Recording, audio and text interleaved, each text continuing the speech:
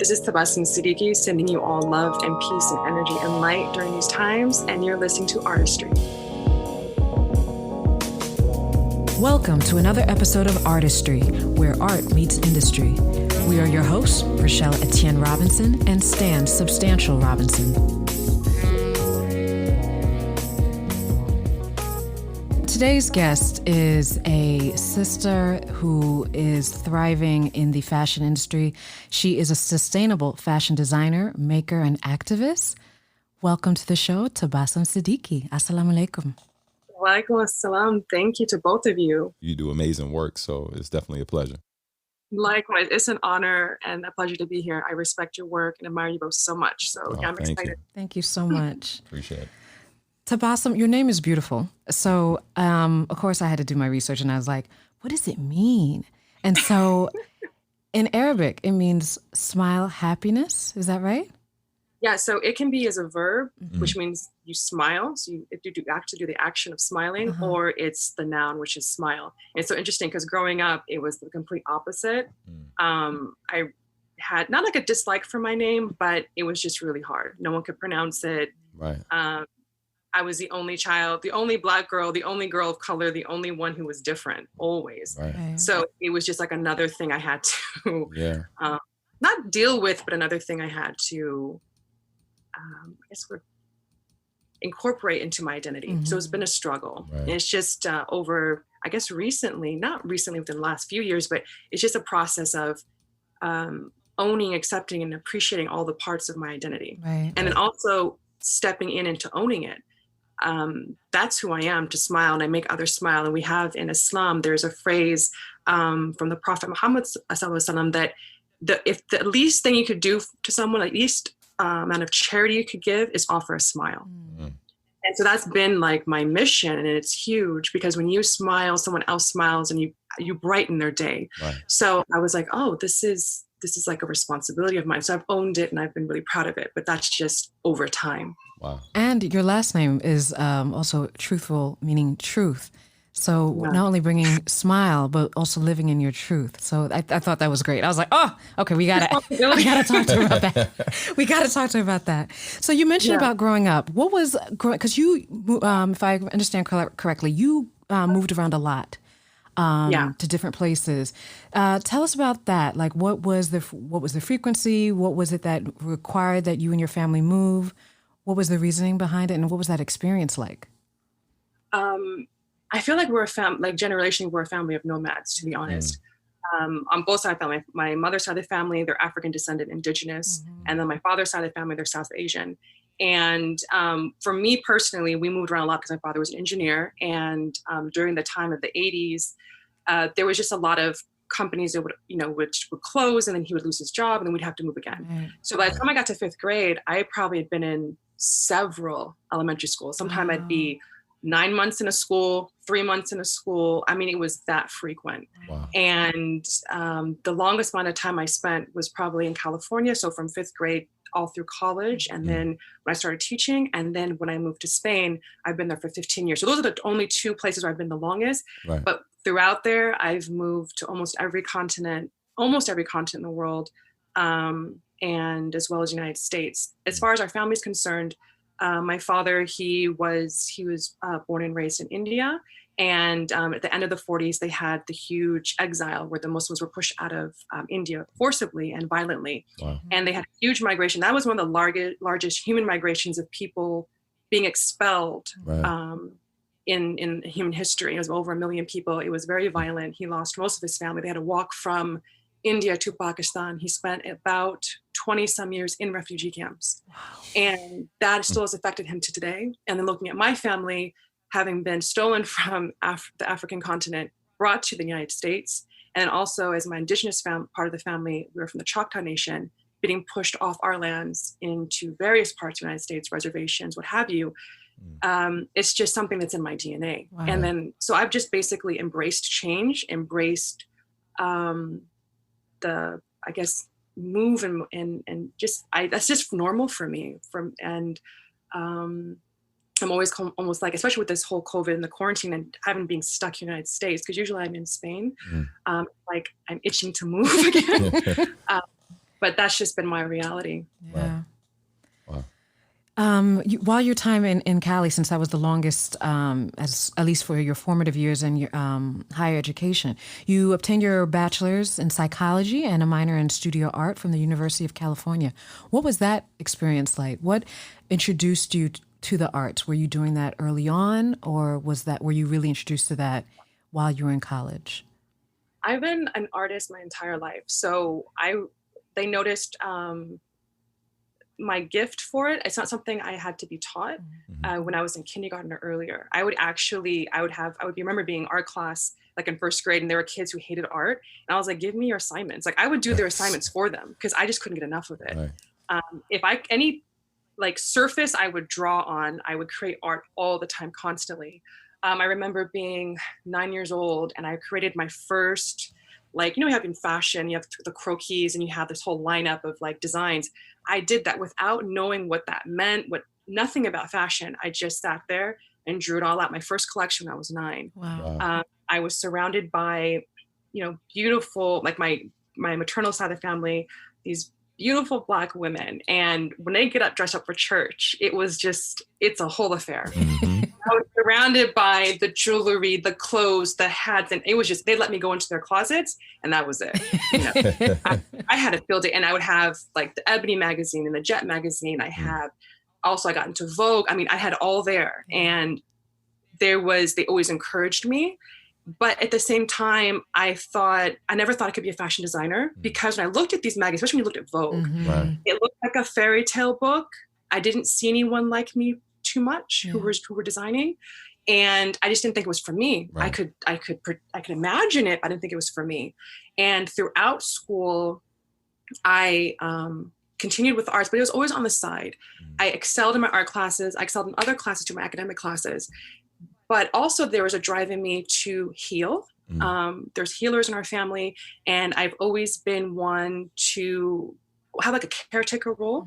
So I thought that being a doctor was the way to go. So I was actually pre-med when I got to college. Wow. And throughout high school, I mean, all of my internships were all pre-med. I mean, everyone thought, wow, she's going to be a doctor. Right. But at the same time, they're like, but you're an artist though. Like, are you really, you want to do that? Yeah. And when I got to Davis, it was University of California at Davis, I was in all the pre-med classes, but when I looked at my notes, there were more art than notes per se, or like I would illustrate everything. Right. And I always walk by the design buildings and art buildings on campus. I just stand there and look at the students, and there was something pulling at my heart. Like, I want to be them. It was kind of creepy because I had to pass by the design buildings on my way to like biology class. I just stand there and watch the students. I probably thought I was weird, but I wanted to be doing what they're doing so badly. And I remember like I would, on the weekends, I go and buy fabric and sew and, design things for people and try and create a fashion show. Like I was trying to do something on the side. So finally I was like, this pre-med thing's not working for me, because it's not the way I wanted to practice medicine. Actually, now I think about it, if I had known about naturopathic medicine, Right. I would have probably done that. Yeah. The whole conventional way of the way people are practicing medicine or going towards it, it just didn't resonate with me. So I was like, this is not the healing I'm interested in. So I switched to psychology. I still wanted to be part of the health profession in some way. And then I added studio art. Right. So that's where I did more. I don't know why I didn't go into design, but I did the studio art side. I was trained as a counselor. So when I got out of Davis, when I was at Davis, I was a student counselor, and I actually became a lead student counselor. So I was doing a lot of the mental health services for the students. And then afterwards, I worked as a teacher. So I was a 5th grade and a high school teacher, and also a school counselor. I did that in Southern California where my family was. I did that for a few years. And I still had that pull. Yeah. Like, I love what I'm doing. I love my kids, my students. I was giving 150%, but I just wasn't feeling fulfilled. And so I thought, you know what, let's give it a shot. And I applied to Parsons School of Design in New York City. And I thought, why not? Just try. It's just, this isn't teaching, and it just wasn't my calling, even though I did it. I got accepted. And I couldn't believe it. It was like one of the best schools in the world. And I just couldn't believe it. And so this was this is interesting, because when I was listening to your podcast yesterday, and you're talking about 9/11, and this is what really this is really interesting. My trajectory into fashion was really marked by 9/11. So when I got accepted, and I come from a family, the women in my family on both sides were very intuitive. I don't know if people believe in this or not, but I do get feelings and messages about things I can't explain. Right. So when I did get accepted to Parsons, it was, I was literally had bags packed. We're getting ready to go. We're literally going to the airport. I am starting school in 2 weeks, right? Wow. And all of a sudden, I just freeze. And I said, I'm not going. Wow. And my family just looked at me. They're taking me to the airport. My family just looked at me. They didn't question me. They just said, are you sure? I said, I'm sure.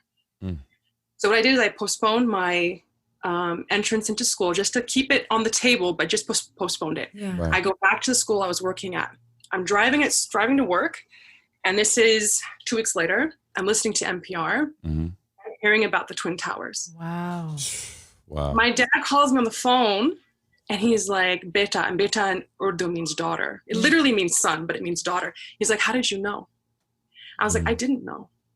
But something in me told me not to go. Right. So my apartment that I had, the school housing, my apartment was right by the World Trade Center. Wow. The route that I would have to take to school would be the World Trade, like the metro underneath the World Trade Center. Wow. So I was just like, oh my goodness.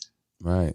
I mean, that along with your faith as well, like the like, what position you would have been in as a, because one of my oldest friends, shout out to my brother Asif, was living in New York at the time. And so, I went we called him just to check on him, see how he was doing. And he was just telling me about like all of the experiences he was having post the buildings falling, and was just basically saying how afraid he was and what that experience was like after it happened. And so, we went and just spent a day with him just so he could feel safe for a little bit. Cause it was crazy. It was crazy. We, when we were walking the streets, like it took hours to walk home from where we were at the time it happened. And just the stuff people were yelling, like, like people were so angry, just driving through the streets yelling, just basically just looking for someone to blame. And so yeah, it's definitely divine. Like you having that fit, Yeah, that intuition to know, like, that's powerful. So that leads me actually to the question I had lined up, and then, you shared this, was how does your faith inform your art, and how you, I guess, shape your experience and how you want to share it? So I will. So going back to like when I finally did go to Parsons was the following year. Yeah. So now you're in this place. So my apartment now is down by Wall Street. So I'm seeing tanks all the time, right, going into school when I'm coming back home. Being that feeling of being watched and surveilled, sure, right? And I'm going to school, and Rachelle knows this. You're at a school that's a private school. It's a very expensive school. I'm with students who have the disposable income to be there. I was not one of them. Right. It was a complete struggle. I'm also there in a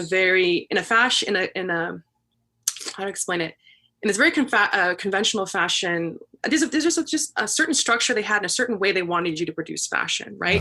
The way I envisioned it was not what they wanted. And then for a while there, I was starting to do things that they wanted to do, and they would applaud me on the things that they thought they wanted me to produce. But it didn't really resonate with me. Right. And I think I only saw one Muslim sister also there studying, and that was it. There was no one else. Wow. And I just felt really... I did have a group of people who were very supportive, and we studied together and we did our fashion together. But the way I wanted to express myself in art and design, I just felt like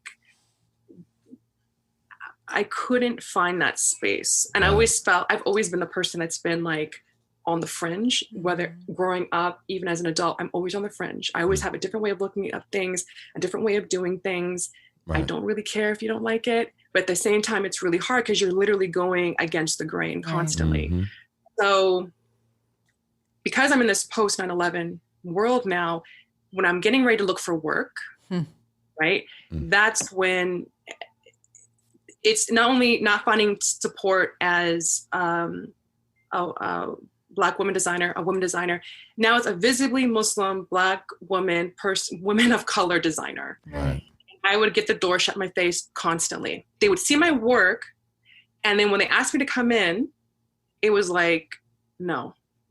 I even literally had, and these are big companies, tell me, and this is not experience for everyone, this is my personal experience. They would tell me it's because of your scarf, we're not hiring you. And I've had to, even for regular jobs, like just retail jobs, just to make it, because I had to work. I had the very tiny scholarship I got did not cover anything. Right. I had to take out loans, which that is another whole issue. Sure. I would have to call the ACLU. I would have to call for legal support and tell them, apply pressure, they need to hire me. They're trying not to hire me because of my hijab, because I wear the veil. Right. Right. So after being denied work, I couldn't get my foot in the door for anything. Right. So finally, this is towards the end of I'm trying to hang on and stay in New York. It's extremely expensive. Right. It's extremely expensive. And I finally got a position with this avant-garde or couture designer, Miguel Adrover, and he's a Spanish designer. And it was because of a friend of mine. She worked there, and she's like, Tabassum, you have to bring your portfolio in. And I was at the point, I was like, if I have to bring my portfolio in one more time and get the door slammed in my face, I can't do it. Right. I brought it in anyway. And they took my portfolio. I was down in Lower East Side. They took my portfolio in, and it was as soon as I walked into the atelier, it was different. I mean, there was everyone in there from all walks of life. I mean, it was just, I was like, oh, I feel like this is my place. Right. You know what I mean? Everyone was, I guess all the people on the fringe were there, right? I was like, oh, these are where everyone my people are at. So they took my portfolio in, and I didn't see anyone. I didn't see the design or anything. And after like 15, 20 minutes, the whole design team came out to meet me. Wow. Like, did you do this portfolio? I was like, yeah, that's my work. And it's like, when can you start? Wow. And I was sitting in there and I was just like, what? Prior to this, I have to mention, I'm having like total like mental amnesia here about certain things. So while I was still in Parsons, you have these designers you look up to, right? And you're like, I want to work with this designer. And at the time it was Alexander McQueen when he was alive. I was like, I want to work for him. I really admired his work, and that's who I want to work for. So I sent my portfolio to his offices in London. And this is before, like, I think I did have a cell phone, but you know what I mean? It's just like old fashioned how you get the messages. I don't know how I got this message. So somehow they called my school. My friends at school called my dorm. My dorm mates told me they want you for an interview in London. Wow. So I couldn't believe it. I get on a flight. I go to London. I'm in his studio interviewing. He's upstairs in the atelier. Wow. And I'm still having chills now. I couldn't believe it. I'm here. I did it. Like, I'm the type of person, I take risks. Yeah. I'm the person that I much rather, the fear of not knowing it's the fear of not trying. Well, what if it does work out? Right. What if it could be the most amazing cornerstone or turning point in my life? Let's go find out. So that's why I say yes to a lot of things. And that's why I have the life I have, because I'm curious what could happen, right? And I get the job as an internship. So I come back to the United States, and I'm like, I'm packing up, I'm getting ready to go, I'm going to move. And prior to that, because I've been a lifelong activist, my whole family, we're a family generationally, freedom fighters, fighting for liberation, educators, healers, you name it. So this is in my blood. I was also protesting the Iraq war. I got arrested. And because I'm a Muslim woman, because I'm of color, they treated me differently. They treated me very roughly. I was, it's a whole nother story. And they tried to force me to take off my hijab. I mean, it was really a humiliating experience. Well, I'm also in the books now. So when I go, and at the time, if you remember the time during 9/11, they were doing raids and sweeps when 9/11 happened. When I was still in California, the FBI raided our house. They came to our house, right? So, they know about who I am and stuff. And they're doing these random raids and sweeps and detentions in airports and this type of thing. So when I fly out to London to take this job, I get to Heathrow. I was one of the people they randomly detained. So I was detained for 8 hours. I didn't know why. I had no food, no water, no nothing. I get there like, I don't know what time at night. I get interrogated. They decide, well, you're not letting you in. And they walked me back on the flight. So I'm being escorted through the airport with police. Wow. The way I look, it was the most humiliating experience. I get put back on a flight to the United States. They confiscate my passport, which is illegal. It's a full flight. Everyone on the flight sees this image. There's a Muslim woman. She's being escorted on a flight by like police. This is the image everyone has in their head. I got sent back on a flight, and I could not return to the UK for, I think that after that moment, I returned to the UK like in 2000 something. I wasn't allowed to return. So no job. So no job. No job. I had closed my apartment in the United States. I come back to the United States. I was like, no apartment, no thing. So from that time, I was literally couch surfing.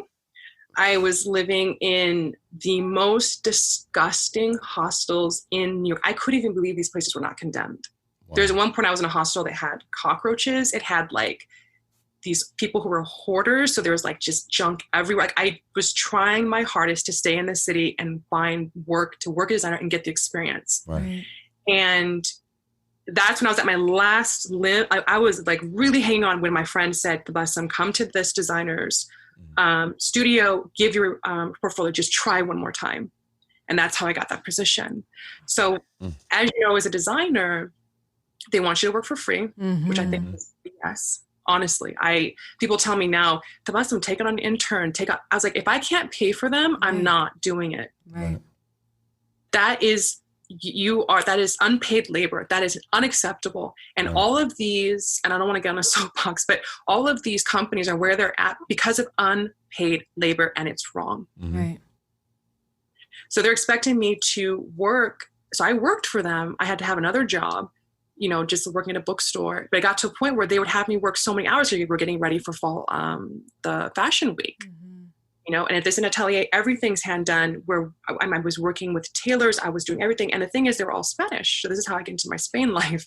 And I was, wanting to learn Spanish. And so I was there, and for some reason, everyone thought I spoke Spanish. So all of the other interns made me be the person to translate between the tailors who are from Spain and the Dominican Republic. And I was like, I don't speak Spanish, but that's how I learned. And I just threw myself into the work. And I found my mentor there. She's from Mallorca, which is an island off of Spain. And she was hard on me. I thought she hated me, but she trained me like no one else did. So I did this job, and I had finally found an apartment. So I was out of the hostels. I was in Asturias, and living there and commuting all the way to Lower East Side every day. Wow. And I finally got to a place where they're like, can you quit your job and work here all the time? And I was just so desperate for work because no one would hire me. I could not get any experience. So I quit my job at the bookstore, whatever I could save up, whatever I had. Towards the end of my time with them, I was down to literally a few cans of food. Like, I'm not kidding. And I would space it out. Wow. And I just to see through to the fashion week. So at this time, I get a call from a friend, and this is why networks are so important. My friend, she knew of this one Muslim fashion company that just started. This is before this was like a thing. I'm not saying there were not Muslim fashion designers. When I was younger, back in California, in our community, we had, there were 2 Muslim women fashion designers, and I would walk in their runway shows, right? So that also this is also why it's so important for us to live our truth, to do our work, because you never know who you're inspiring. You are showing young people this is possible. Right. Absolutely. When I saw these women, I was like, it gave a spark in me, not just beyond the Vogue magazine. I was like, wait, I can possibly do this. Right. So that's all I knew about modest fashion. I didn't, and it's something that resonated with my faith and beliefs, because I don't want to, for me, when I think of fashion, it's an expression of who you are. It's how you convey your message to the world. But for women, I want to see, and also men, because I design for men and women. I prefer a modest style of expression, in a sense that it's balanced and it's showing your dignity and self-respect. Right. And we lead with our ideas and our personality. It's not, my body is sacred. And that's how I want to design for. And I couldn't find that in the companies I was working with. So when I got the call from the CEO of the company, he's like, I said, listen, I'm working for the designer of this fashion show. You can come out. And he couldn't come out, but he said, well, send us your work. So I'm at this place where I'm down to my last few cans of food. I have no job. I'm showing for this fashion show. There's a possibility for a job. I'm like, really, you're at that place where you think like it couldn't get any worse. Right. And they offered me the job. Wow.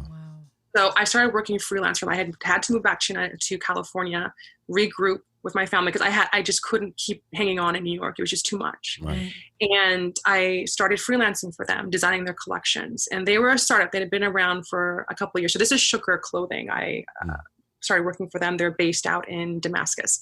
So they flew me out to Damascus. Wow.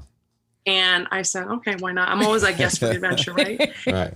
And it was incredible. And I'm so happy that I went, and I'll skip forward a little bit. I eventually accepted the job because now what has happened to Syria with the wars, I mean, it's not the same. And it was just such a beautiful experience culturally and historically to be there.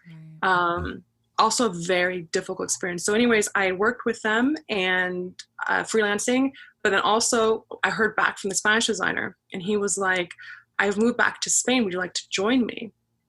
I was like, Spain, Syria. And at the same time, I also applied for BCBG in LA. So there's a couple of things going on. So when I went out to interview with them, I also thought I'm not going to get it because who I am and I just had the experience. It's just not going to happen. And at the time, the team of Versace had started working there, had taken over. And they saw my work and they're like, can you start tomorrow? Oh my gosh. Wow. Something I hadn't experienced before. But me being the nomad, I took Spain. So I didn't accept that job. I went to Spain. And what happened was when I got there, the designer had basically lied. There was no job. And I'm at the airport. He was supposed to the team was supposed to come pick me up and I was supposed to find my place and get started to work. Nothing. Wow. I was left high and dry.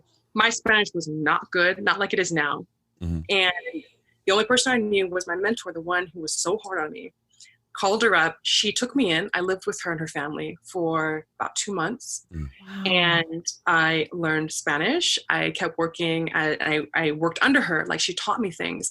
And then I eventually, since I accepted the job in Damascus with Shukr, I thought, well, before I start work with him in the fall, let me just continue with being in Spain for a while. So I moved to Granada.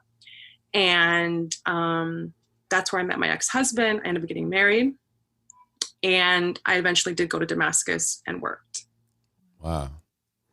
I mean, there's more to this story, but I don't know how much you want to keep going. No, your journey is amazing. I am absolutely, my mouth was just dropped when you said you flew. This needs to be a movie. Right. Goodness. So whatever happened with the designer in Spain? Did you ever see him again or? I was like, he better not cross paths with me. Right. Right. I found out that the money he received, because also 9/11 affected him. One of the reasons why I joined up with him, he did a collection just before 9/11. There was a very Muslim-inspired collection. It was gorgeous. It was a gorgeous collection. The women were all dressed. It was just this very modern, fresh, but very, like in a modest way. And it was just so artistic. It was beautiful. But because 9/11 happened, his investors pulled out. They're like, oh, you support Muslim. Like, I don't know why they thought that was a bad thing. Right. And so that's what happened with him. So anyways, the money that he received from the collection, I worked with him on. So he was very much about, I don't know what was up with him. Anyways, his politics, his heart was in the right place, but his actions sometimes didn't match up. Okay. Right. He was very unstable. So the money he received from the collection he bought, the one I worked on, instead of paying the workers, he took that money, went back to Spain, bought this amazing loft with that money in front of the city hall. Wow. So he didn't pay anybody. And then when I got there, later on, I found out he had moved to Cuba. I don't know where he's at. I mean, so I was living with this mentor who was his mentor, and we would go around town and meet people who knew him. He owed money to everybody. He was a mess. Wow. So I was like, yeah, I don't want to cross paths. He doesn't want to cross paths with me right now. Tell us more about Damascus. So you just take the job at Shukr. And then, so here I am. It was in my 20s, and I'm in Damascus, right? I don't speak Arabic. I've studied Arabic through my life, Sunday school and stuff like that, to be able to read the Quran, which is the holy book of Muslims. But to speak conversationally, no. So I'm there. I'm recently married. That's a whole nother mistake. But, I left right now he's my ex-husband, but at the time he was my husband. I left him back in Spain because I accepted this job. I need to work, right? So I went to Damascus, I'm working, and I'm in a factory with about 100 to 200 other men. It's a very conservative fact. Like they have a more conservative interpretation of Islam, but so I was the only woman. The head office is in Amman in Jordan, so there were other women there and stuff like. But where I was, where they actually produce, because we produce everything in house. So the design, the craftsmanship, the marketing, everything is done in house, which is really great. Yeah. So I'm there designing. I take on the role as head designer. And I actually, when I started working with them, their first collection, they're like, can you do menswear? And I was actually trained as a women's wear designer. But I was, how I am. I'm like, yes, I'll do it. I'll figure it out. I didn't say, no, I don't know how to do it. I was like, I'll figure it out. Right. So I was doing their menswear and women's wear and accessories. And what people don't know, I was a head designer, and later on I became the creative director. I am the only person in the design department. I never had an assistant, except for the one time that I had to hire it myself. Wow. And this is one of the problems I had with them, is the lack of support, and to understand that the creative side, like, you can't work me like a machine. You can't work people like a machine. Right. When I completed my role with them, this is like about 15 years with them, with the company, taking them from a startup to a multi-million-dollar company, creating over 5,000 unique designs for them. I went through several cycles of burnout. Right. I had to leave. I couldn't do it anymore. Because it wasn't just limited to just Damascus. I mean, this was available worldwide, right? Oh, no. Yeah, we sell worldwide. They still sell worldwide. I not only designed their collections, when I was in Damascus, I would be in charge of the photo shoots. I would be in charge of just anything creative, how the look and feel of the business I was in charge of. And it was a lot. Wow. Right. It was a lot. And on top of it, I was in Damascus. It's a very different society. Because I've lived in Morocco, I lived in Egypt. It's different. It's easier for a woman who's on her own, from my experience, not for everyone, to find friends and community. I thought it was easier in Egypt, actually in Cairo, and Morocco. In Damascus, it was very different. The women that I would see would be with their friends or family. I was alone. I'd be working all day with men who were very conservative, so no one would hang out with me at lunch, right? I go home, I'd be by myself. I couldn't speak the language. I had to get a tutor to help me. It was just very isolating. I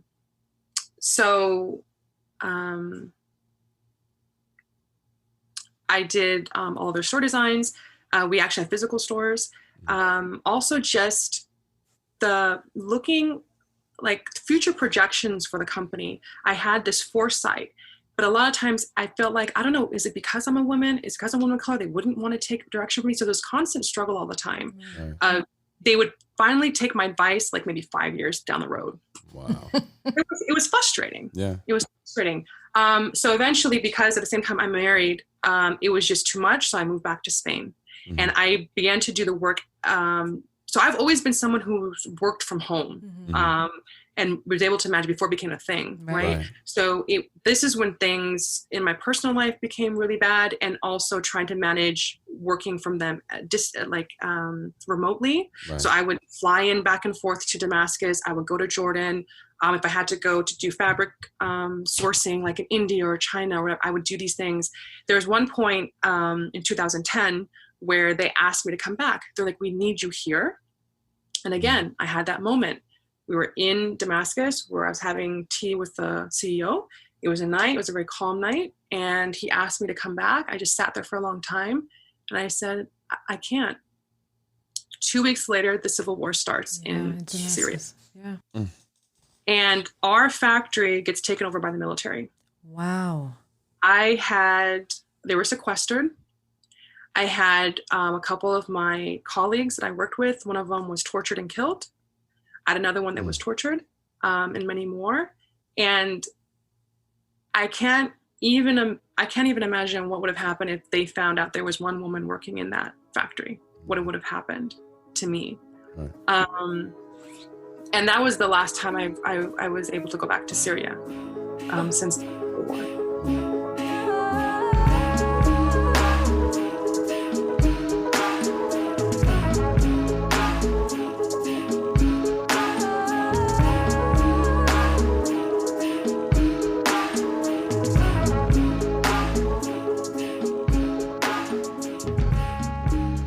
Girl, so when's the book coming out? I mean, seriously.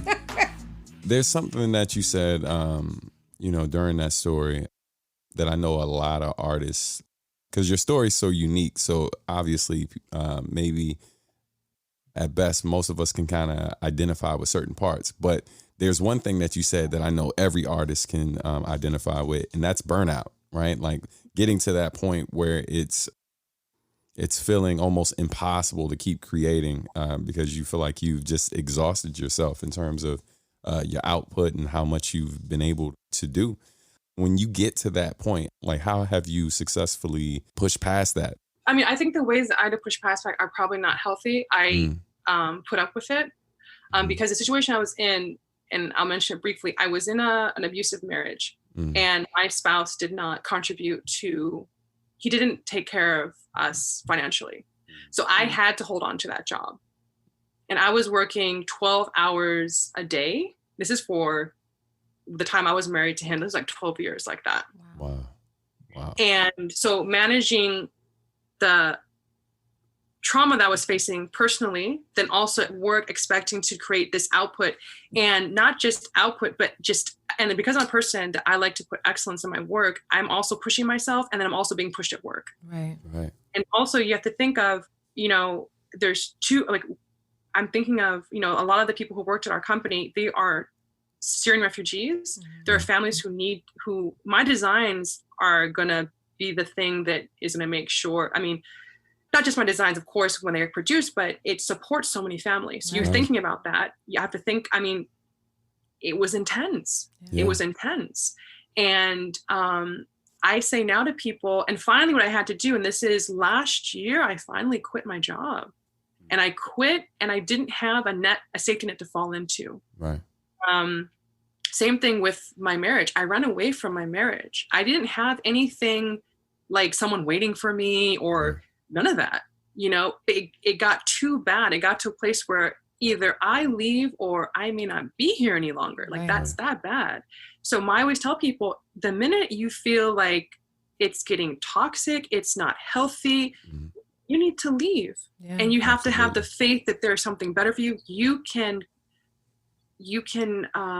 I always believe in the support of the divine, but you can create new situations for you. You have to believe there's something better out there for you. Things are always going to get better. Right. We're not exactly sure when, but they will get better. But we just do the work and we keep moving towards those goals and taking small steps towards those goals and being consistent. Right. Absolutely. So my example is not the only thing you can extract from my example is don't, stay in a situation that long that's that toxic. Absolutely. I would recommend it, but I didn't have any other choice at the time because my family did the best they could to support and help me. But there comes a point where it's like, you can only do so much. And so I had to work for myself, and I didn't have a spouse that was supportive. Right. I had no choice. And then knowing that it was so hard to get work, even when I was in the early part of my marriage, and I was, living in Spain full time. Now I'm only there half time. I applied to other jobs. And there in Europe, it's different. So when you apply for a job on your CV, your picture goes there. Mm-hmm. They'll see your work and they're like, this is amazing. As soon as you send your CV with your picture, they're like, I wouldn't hear from people. And there were companies that I would try and apply again, and I was blocked. They wouldn't even want to hear from me. Wow. And so I didn't have a choice of what I was going to, I just had to keep doing this job until something gave. Mm-hmm.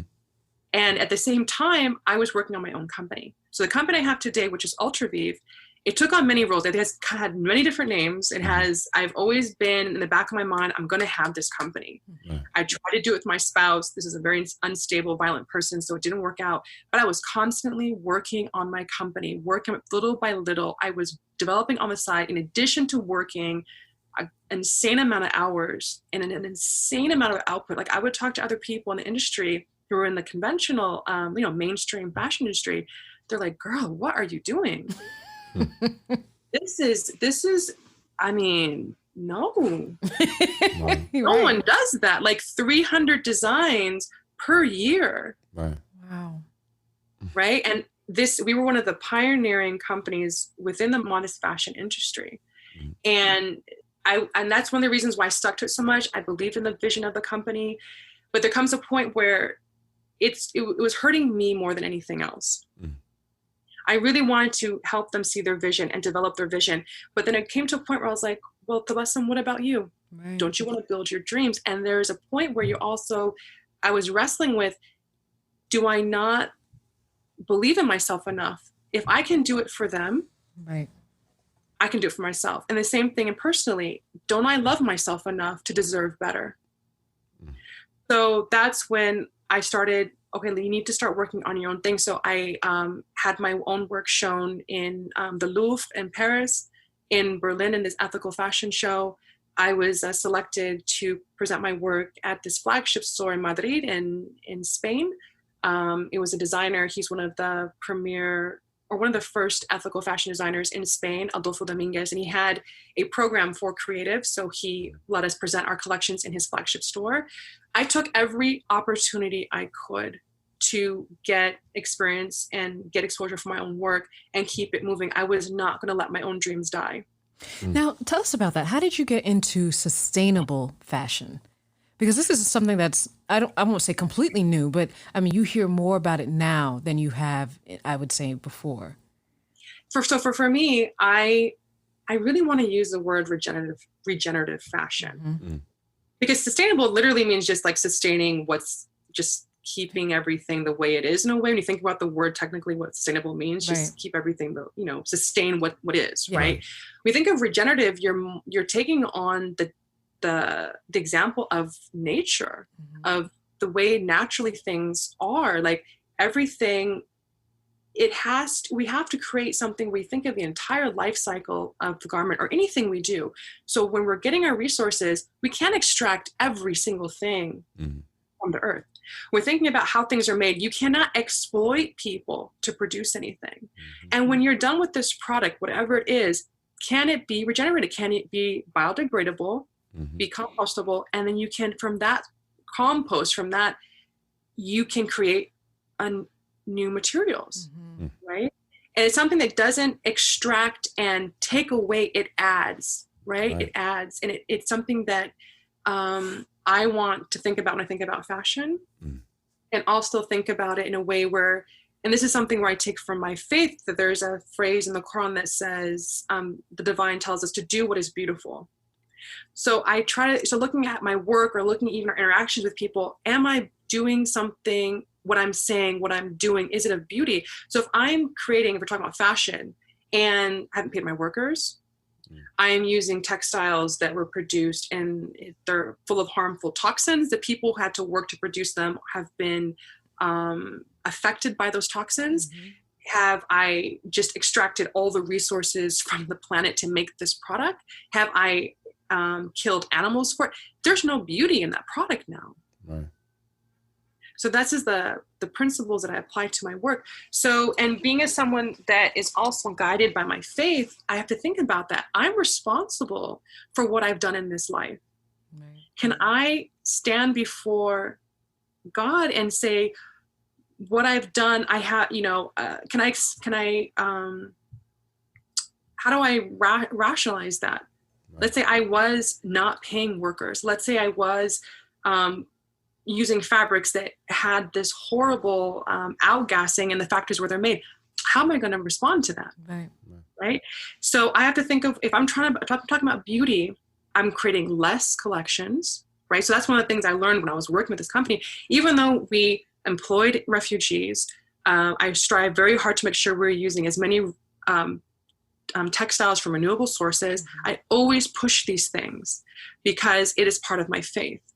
And for me, I'm taking a step. When I got to a place with them, I'm like, I want to do more. I need to do it on my own.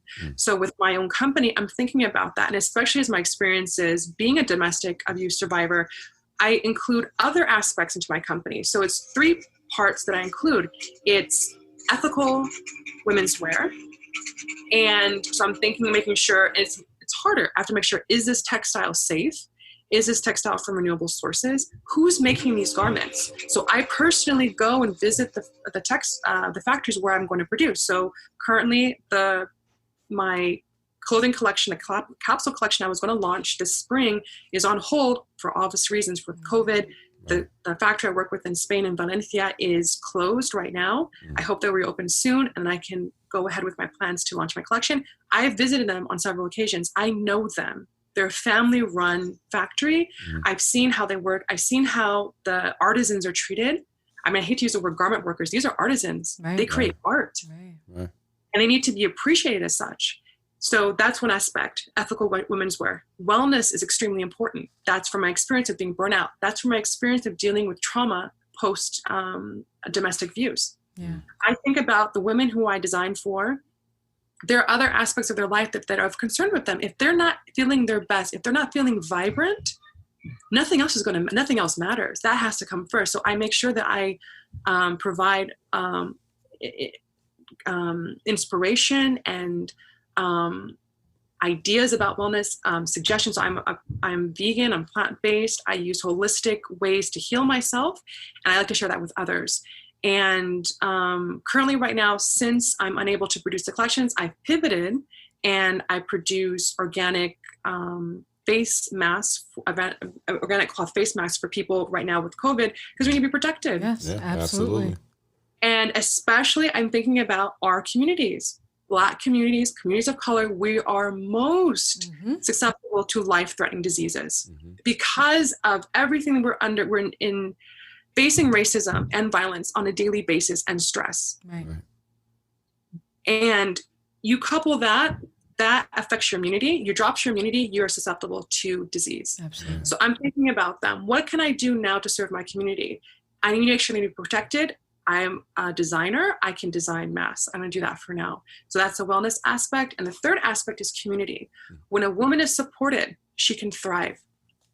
When she has healthy connections, she can thrive. So these are the things I'm trying to cultivate with UltraV. And UltraV really is something that was born out of my experience. It was 2014. This is about a year before I left my marriage.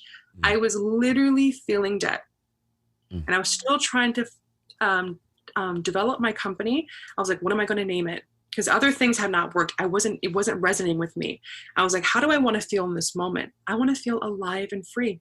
I want to feel vibrant, but I can't put a name to this company or an ethos to this company if I'm not feeling it and practicing it myself. So I developed the name UltraV, which ultra means just like the extreme, beyond, and then vivre that comes from French, what means to live. So this incredible life experience, like you are living and at this very high vibrational level. I was like, if I'm going to live that, if I'm going to promote that, that's what my company's about, I have to do it. Right. So I left my marriage and I left my job. If I'm going to tell others to be radical in their self-care and radical in their expression of themselves, I have to be doing it myself. Right. And that's what I did. Wow. And that's what I'm about. It's still in its nascent, it's in the beginning stages, but this is the vision I have for it. And every day I'm just one step. Oh, that's beautiful. And this is just me being a little silly. When you were describing what the name meant, I immediately thought of, you living your best life. Like I immediately thought of that phrase as you described the name of it. I think it's dope. It sounds amazing. Yeah, all of it. It's removing everything that doesn't, we're here for many reasons, and it's very clear. It's like you are here to be who you're meant to be, right? We are blessed with gifts, and we are supposed to be able to vibrate. When we are vibrating at our highest frequency, that's healthy, that's vibrant, that's love, that's joy, and that energy can be used to heal and bring beauty to the world and bring light to the world. Absolutely. And the other mission, we're here, and this is very something that's rooted strongly in my faith, we're here as guardians and protectors. That's it. We come here to make sure that people are protected and cared for, and the environment as well. If people were like, and this is what gets me so, I guess it gets me all the time. People are like, I don't know what my purpose is. I don't know what to do. I was like, look around you. Right. You have to just open the paper and just, there's like problems, like after problems, pick one, make it your mission. Yep. There you go. Take your gifts, apply it to the mission and go. That's all you have to do. Right. If everyone did that, we wouldn't be in the situation we're in right now. Yeah. We have to be, we're like on watch. We should be on watch. We should be on very tightly knit communities where we are like, and I don't want to use the word task force, but like, we're like on guard and we're out there making sure that all the needs of our communities are met. Absolutely. And we're also being the example. So that also means we have to take the time for our own self-care and our own well-being. Because everything, we lead by example. Absolutely. You know, I can't be talking all this stuff and I'm not doing it myself. Right. That just doesn't work. Yeah. Right. But for me, a lot of times I had to take pause, take some time to reflect and put things into practice. So me following my dreams, it's been slow process. We're all on different timelines, but I'm okay with that because I want to make sure that everything I'm saying and doing is in alignment. I'm not in a rush to get to the destination. I'm not in a rush I don't care about being popular. I've never been popular. None of that. You know, I don't care about that. I want to make sure that everything I'm doing is in alignment with what I believe to be true and important. And also to remember, I have to answer to my maker.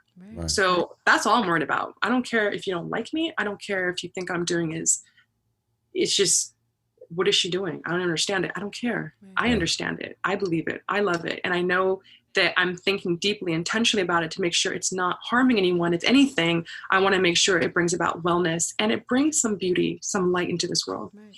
And all of this is preparation, you know, for the greater goal. So kudos to you. Part of your mission of giving back, you also were a fashion contributor for Sisters magazine. It was a magazine for fabulous Muslim women. Tell us about that experience. So they contacted me and they asked me to write for just, they wanted to have a fashion designer or someone who's in the fashion industry, because this is at a time where, this is like 2008, I think I was reading for 2008, 2012. And this is a time where people started taking notice, like, oh, this modest fashion, this Islamic fashion, oh, this is like a thing now. Like, this isn't just like a trend, this is a thing. And people, there are even still some fashion commentators and historians who'll think like, oh, it's a trend. I was like, really? Where the whole modest fashion industry is valued at billions of dollars. Yes. Billions, even if not $1 trillion. And like in 2015, Muslim women alone spent close to $44 billion just on modest fashion. Wow. That's not a trend.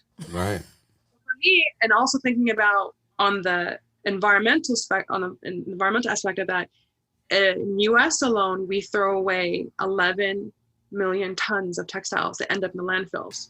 So I'm thinking like of all those women who spent that money, I was like, how many of them were buying from socially and environmentally responsible brands that were thinking about the life cycle of the garment?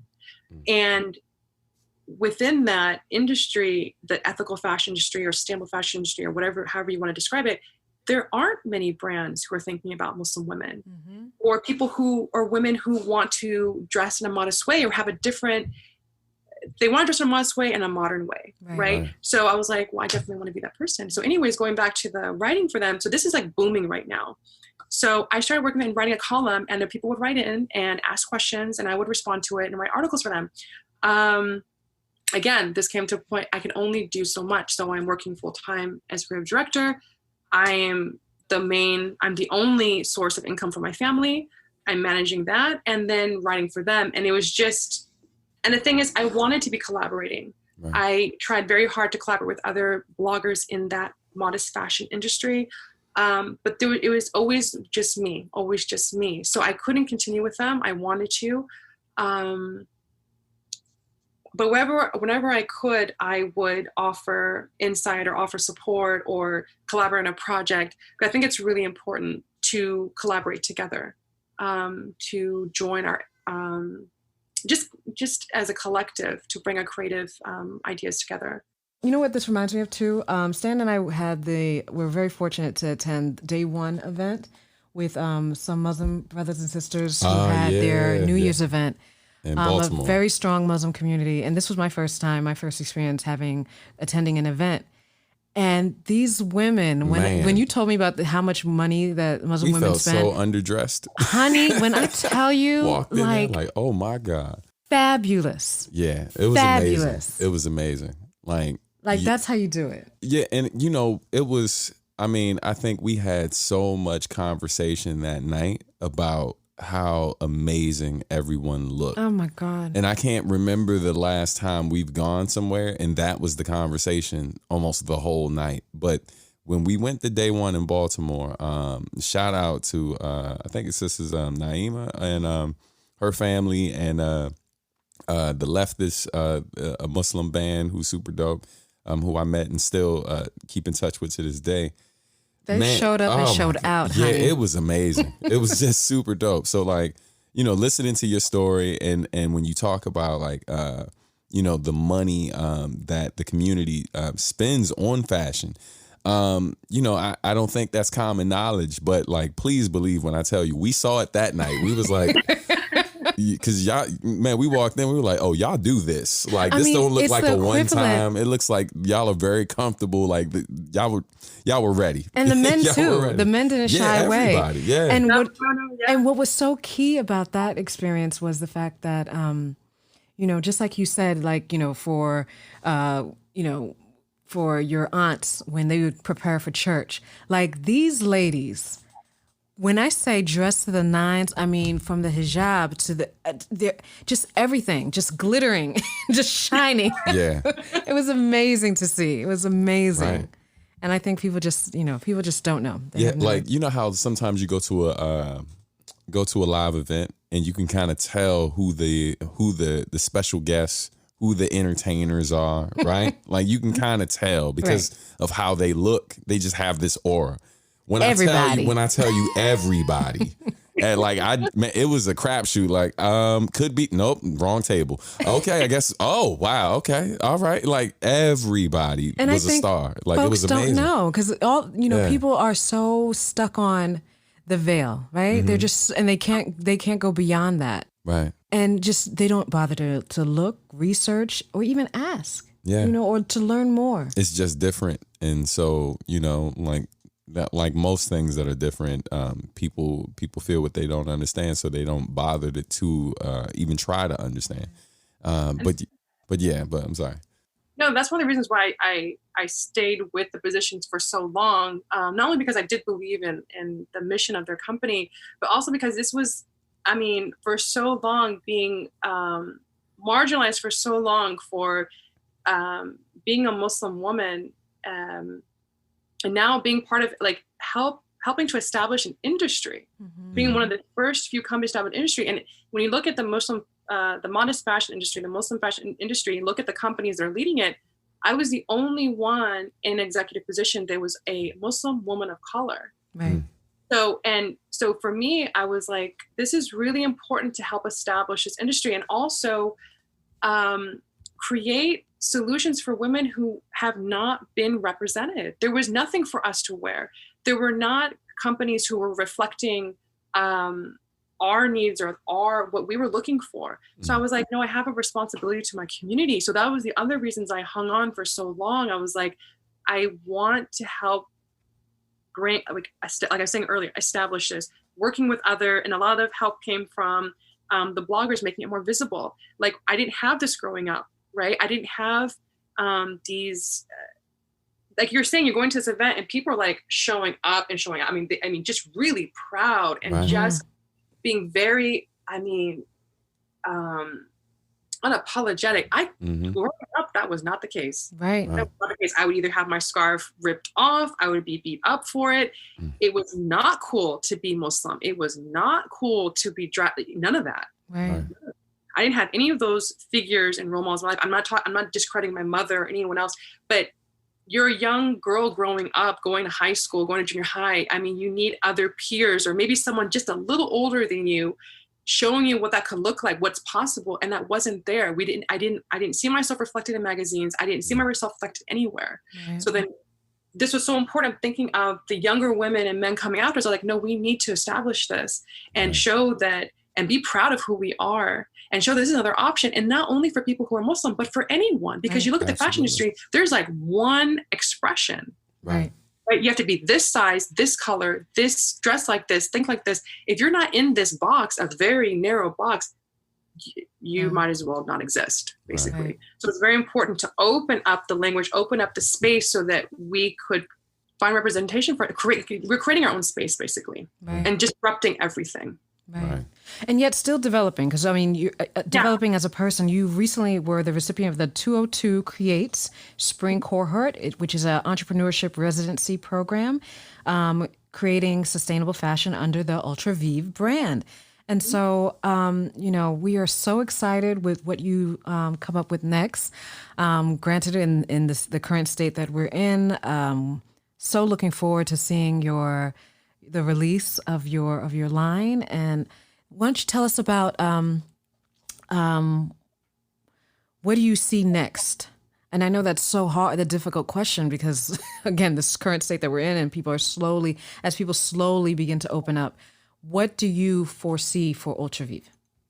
So just looking at this year, and I'm like literally looking at this week, Right. So I'm always thinking about the three-prong approach I have in my company. It's the ethical women's wear, the wellness, the community. So for example, this week on Saturday, my middle sister, she's a professor at Winston-Salem State University in the Department of History, Politics, and Social Justice. She is hosting on my channel and Instagram an introduction to understanding race and racism in this country. And so what I'm hopefully want to be able to do with her, because she's so busy, is to have a series of conversations or classes to offer that education support to my community. Right. And that's one of the ways I want to help there. I also, me showing up more as myself and not being afraid. I mean, even as much as throughout this conversation we're talking, it seems like, oh, she's super fearless. And I do, because I've always been criticized and ostracized for who I am. So it's me, how am I going to show up more as myself, bring out my voice more? There's so many things I keep back, not hold back. That's one side. I want to develop more in the wellness space. So I do have another product launch coming out in the wellness space. So how can I support my community more in their wellness and help them boost their immunity, feel more vibrant? So that's something coming soon. I can't really talk about it yet, but that's something coming soon. Right. Again, I'm still doing the organic face cloth mask. That's still there. And then, of course, the launch for my clothing collection is more towards down the line. That just depends on how the situation progresses. Right. But also trying, as far as the community, in addition to hosting as many types of programs and experiences that people can feel seen and heard and supported, then also where can I collaborate with others? Where can I work with others so that we can just become more of a tighter community, more of a supportive community? So these are some of the things I'm thinking about for this year. Awesome. That's awesome. Tabassum, thank you so very much. Really this was awesome. Thank you. So eye-opening. Absolutely. Yeah, absolutely. Yeah, no, the energy was great too. I think with the current state of things and how the world, like the world is literally on fire right now, right? And I'd be lying if I said that I woke up today just like my usual self. But hearing stories like yours and like some of the many other people we've been blessed to interview, it's inspiring. It's motivational. It's a lot of different things. So thank you for your time. Absolutely. It was amazing. It's been a pleasure. Thank you.